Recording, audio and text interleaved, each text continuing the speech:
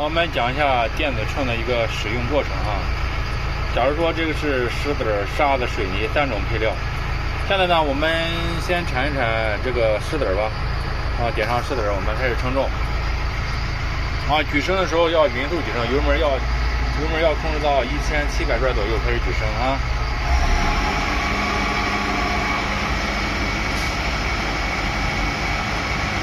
好，它会显示一个0.97的一个重量，0.97重量之后呢，我们再铲一次。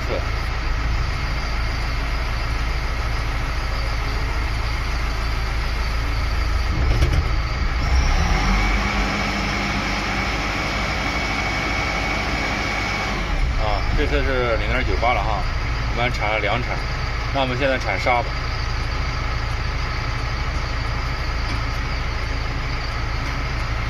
我们现在要铲沙子了哈。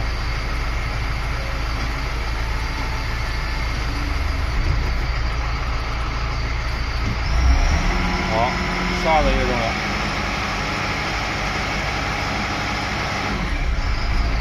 沙子我们这边显示是铲了1铲。0.97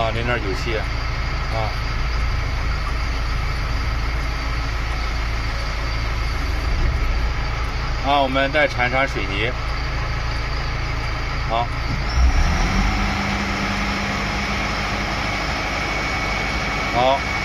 水泥重量也是1.97，当然我们里边料是没有卸的，说明我们的秤是非常准确啊。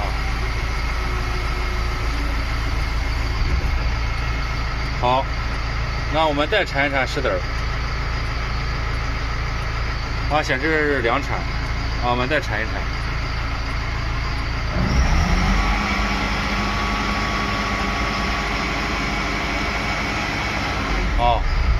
现在我们石子显示了3铲，沙子显示1铲，好，水泥也是1铲，然后呢就是这样。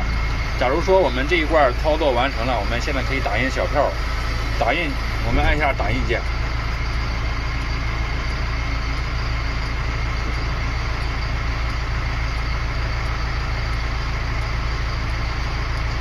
好，小票我们打印出来了。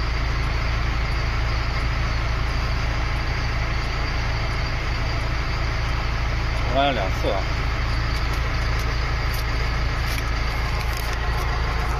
这个呢是打印了2次。